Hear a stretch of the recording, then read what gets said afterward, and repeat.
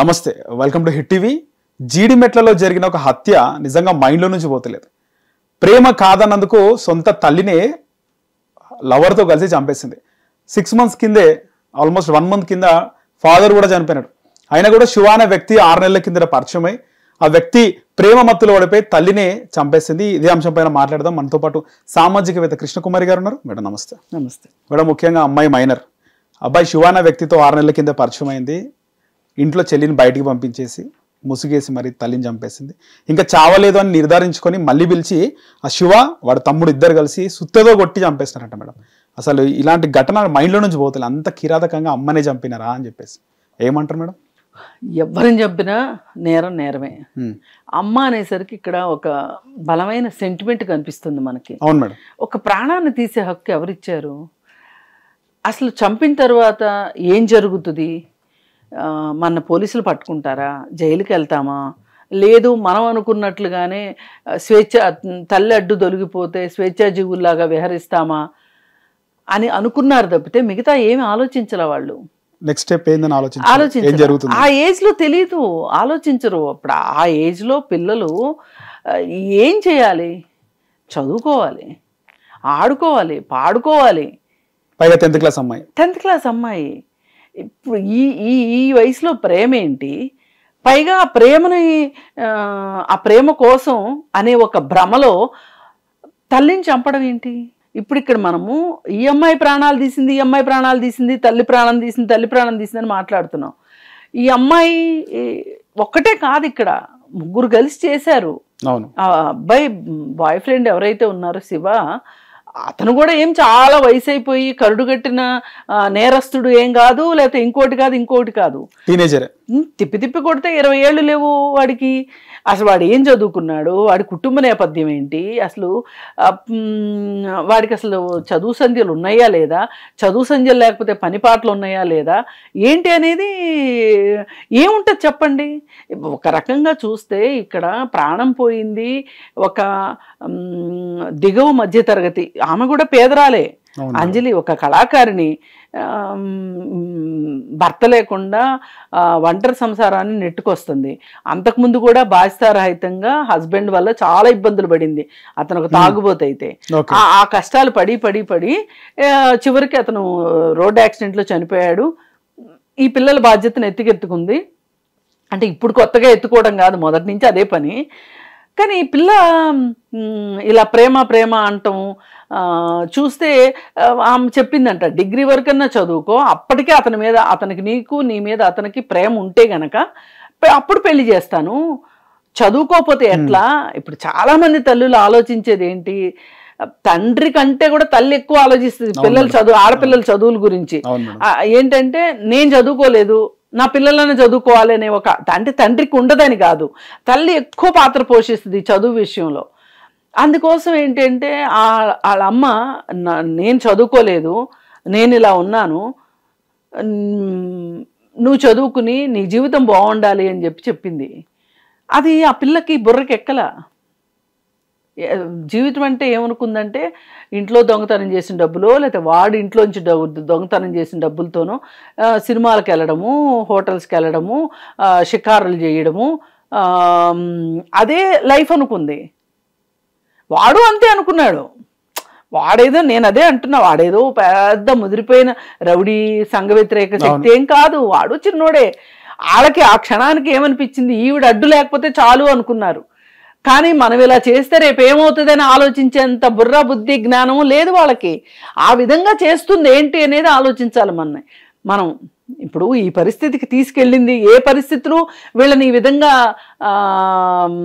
ఈ స్టెప్ తీసుకునేలాగా, ఈ నిర్ణయం తీసుకుని, పైగా నిర్ణయం తీసుకోవడమే కాదు, ఇప్పుడు చాలా మంది అనుకుంటాం, అబ్బా వీళ్ళ పేడా పోతే బాగుండు అనుకుంటాం. కానీ చంపుతామా? చంపం కదా. ఎందుకు చంపము? మనలో ఒక వివేకమో తెలివో పనిచేస్తుంది. ఈ చంపిన తర్వాత ఏం జరుగుతుందో మనకి ఊహామాత్రంగా అయినా మనకు అర్థమవుతుంది. వాళ్ళకి అంత తెలిసే వయసు లేదు. అలానే వాళ్ళ నేరాన్ని నేనేం తక్కువ చేయాలనుకోవట్లేదు. కానీ పదే నేను మాట్లాడేది ఒకటే, వీళ్ళు ఈ పరిస్థితిలోకి నెట్టబడ్డారు ఈ పిల్లలు. ఒక పేదవాడు ఇంకొక పేద అమ్మాయి ప్రేమించడం గురించి కాదు, ఈ హత్య చేసేలాగా. ఇప్పుడు మన వేలుతోనే మన కన్ను పొడిపిస్తున్నట్టు అవ్వట్లేదు. ఒక మైనరు ఇంకొక వాడేం తెగ ముదిరిపోయిన మేజర్ కూడా కాదు కదా, ఏ 25 ఏళ్ళు 26 ఏళ్ళు వచ్చినోడు ఏం కాదు కదా. అలా అయితే వాడైతే అలా చేసి ఉండేవాడు కాదు ఖచ్చితంగా. వాడు ఎంతో కొంత తెలివి చెప్పుండేవాడు. 2 ఏళ్ళు ఆగు పెళ్లి చేసుకుందామనో లేకపోతే ఇంకోటో చెప్పుండేవాడు. వాడు చిన్నోడు, వాడికి తట్టింది అది. అయితే వీళ్ళకి అసలు ఈ స్నేహాలు ఎలా వస్తున్నాయి?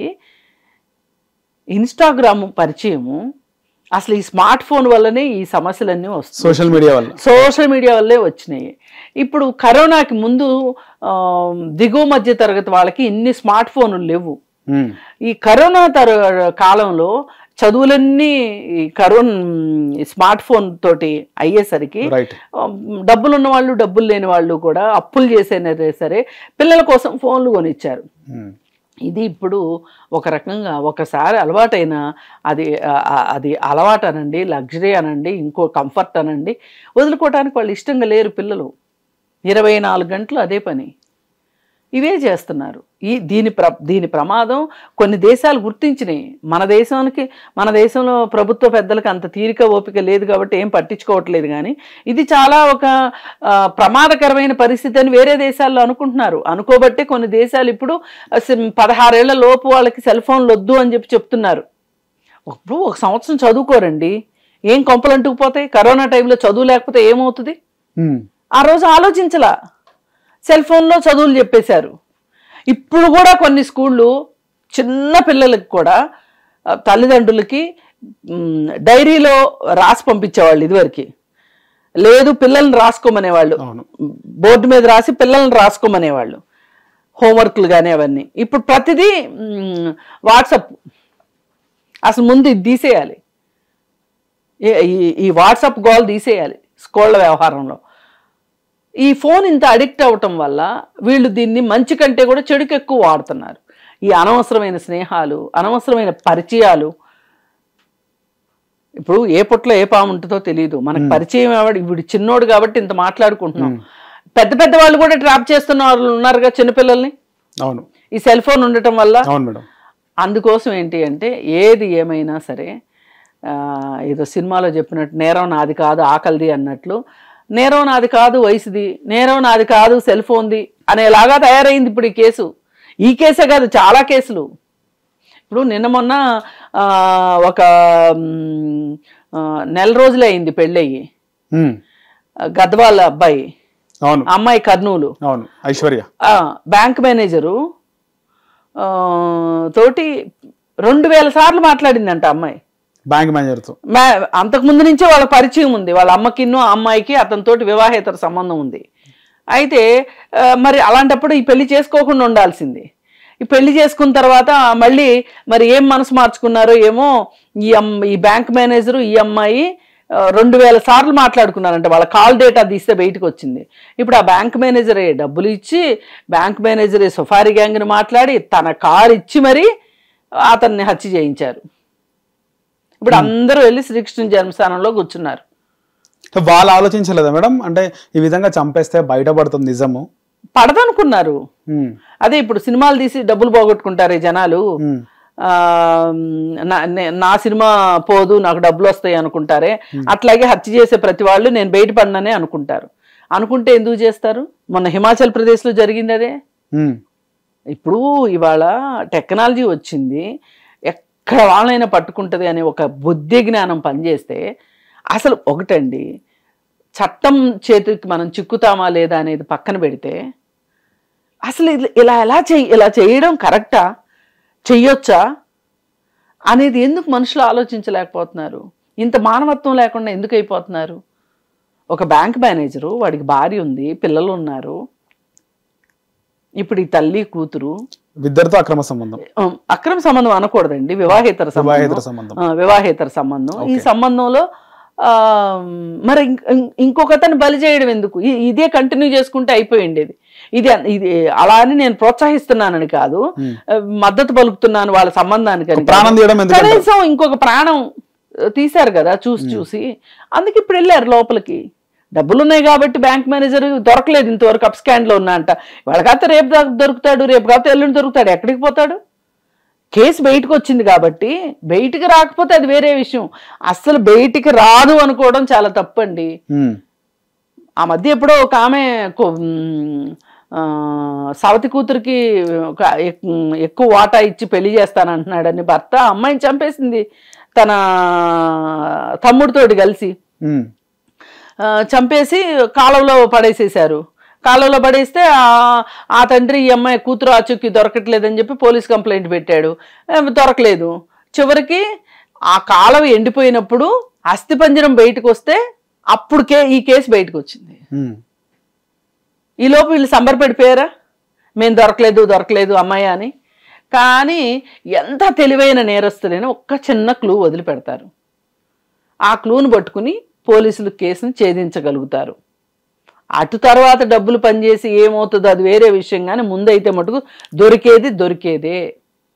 ముందు ఎవరైనా సరే మనం ఆనందంగా ఉండాలనుకోవడం తప్పు కాదు, కానీ మన ఆనందం వల్ల ఇంకొకరికి దుఃఖం వస్తుంది అనుకున్నప్పుడు మట్టుకు ఇది మానుకోవాల్సిన అవసరం ఉంటుంది.